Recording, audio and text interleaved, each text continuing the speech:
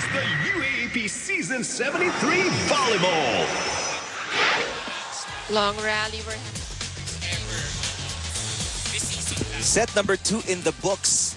And this is just the second time the entire season that UST has lost 2 sets against an opponent. And the first one is against LaSalle. The second one against this Final Four matchup with De La Salle. I'm sorry, the first one is against FEU. Yes, the first one's against FEU. And the worst is that this is bad timing for them to have this kind of game. But UST, really, the aggression missing. We've known them for their attacks, for their spikes, for their hard-hitting, very powerful hits. But today, it's really missing. Why? Because the defense of LaSalle is just working from the net to the floor defense. That's why the Archers are able to put in a lot of combination plays and score points for them. And yun talaga, you can see that nawala ang offense ng UST because of the great defense of De La Salle.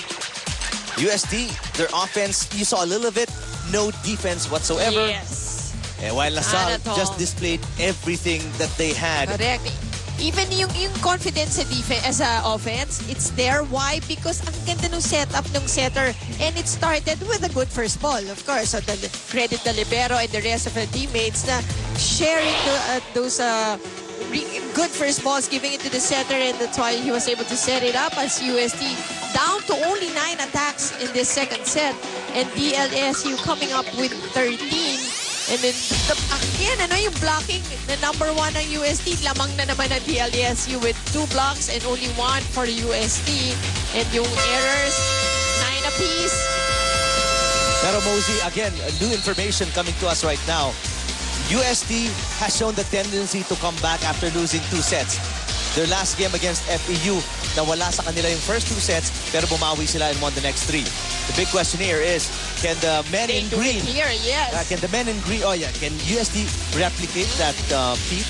And can the men in green, get that killer instinct and finish off UST in set number 3? And you have to remember the want.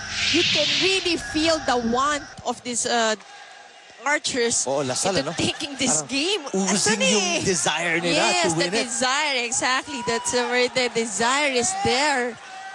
Start off set And number that's 3, making UST, it's making them, it's making it harder for them to come back and do the same feat against FEU. But then they lost the first 2 sets and come back the next 3. In set number 1, Mosey, LaSalle had their backs against the wall because they had to win this game. Right now in set number 3, UST's back is against the wall because they have to win this or face LaSalle again on Wednesday. True, pushing it to square one. Diba? To anybody's ball game. Set number 3 underway, 1-0 in favor of UST. Let's see if they can stave off this elimination set against LaSalle. Casanova, a bit late on that ball. But offensive blocking for UST. Lee all over that ball. And again, with a single block, Lee easily finding the highway for that attack. Let's check in with Steph C. You know what, Eric? Positive mindset and faith in God really play an important part in any game. And even before the start of this match, Coach Sammy already emphasized na ang lahat ng laro nila ay para kay Lord. So entering this battle mentally and emotionally prepared has clearly given LaSalle the advantage. In addition to that, the boys are simply enjoying the game and Coach Sammy wants them to keep playing their best. He also specifically instructed them not to mind the score. And despite winning 2 sets, he still wants them to concentrate, not to be too comfortable and to take advantage of the momentum. If earlier I mentioned that Coach Sammy expects to win in 4 to 5 sets, this time, however, he wants them to win in 3 sets and to grab this game already. Kasi nga, sayang naman, malapit na, kaya konting tiyaga na lang. Eric and Mosey.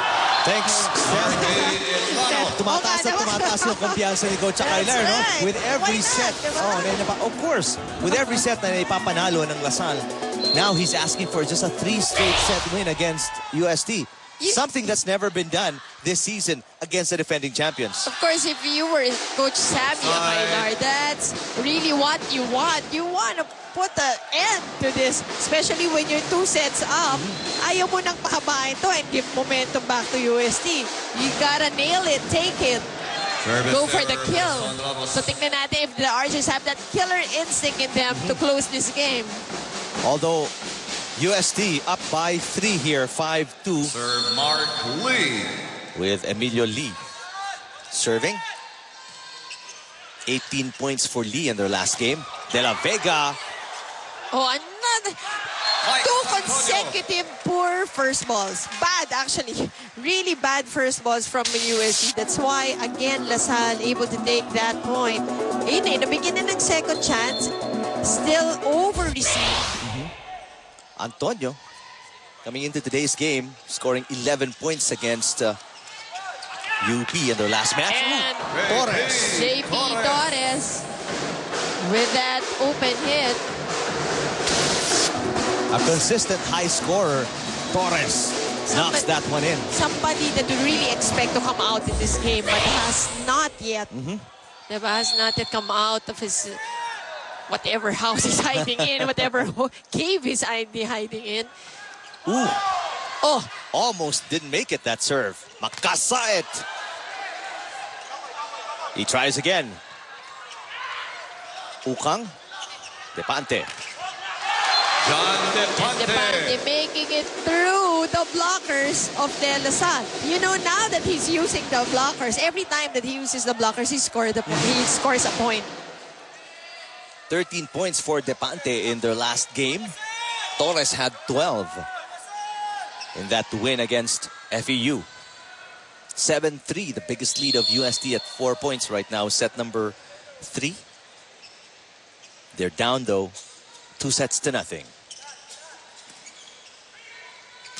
Makasait blocked by Ilano. For UST. First technical timeout. 8-3. UST takes us to the first break of set number 3.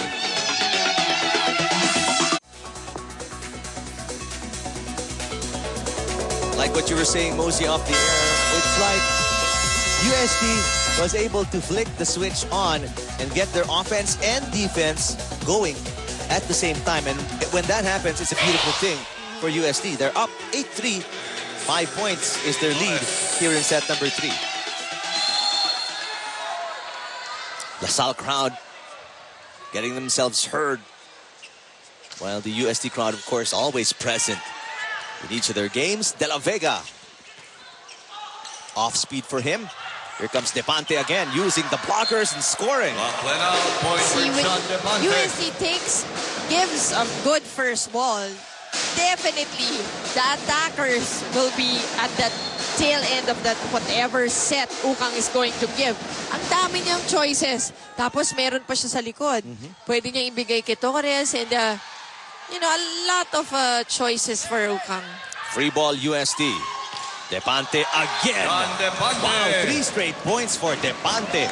And this time again, through the blockers of De La Salle. It was just a 4-point advantage, but now it's a 7-point lead for UST as we check in with Job De Leon. Eric, the theme for the first 2 sets of UST has been quite evident, and that was too little, too late. Coach Emil is looking to change all that. He told the boys that you can't afford to just go through the motions. You have to play with more fire in your game. You can't be thinking of set 5, he says, because this set may be all we have. So he wants UST to play with more determination and more focus. He told them you do that by setting the ball up better, be more controlled with your hits, and have a lot of faith in yourselves. We're back to square one, Coach said, and we have nowhere to go but up. Eric and Mosey? All right, thanks, Job. They are playing indeed with a lot more desire in this set. Pecaña through the block of Bartolome, who's fresh off the bench for LaSalle. Santos will check in for Antonio. So a couple of new players on the floor. The coach Kailan. Nakita mo may konting trash talking now on the side of USC. Now that things are going their way, except for that service error on the part of Pecaña. Pecaña has been on and off this entire match. But a solid 6-point advantage, UST. Growling Tigers on the attack. Ilano. Good save by Lee. Oh, but terrible second ball. That's Rivera. Unable to lift it for any hitter of LaSalle. Serving Harvey Ilano. Ilano had 13 points in LaSalle's, or make that UST's last game. Great dig by Pecaña. Here comes Depante. Defense better, floor defense better for UST. That's going to be 4 touches though, coming from Ramos. Right, that was into the net. Ramos with an attack error hits the tape of the net.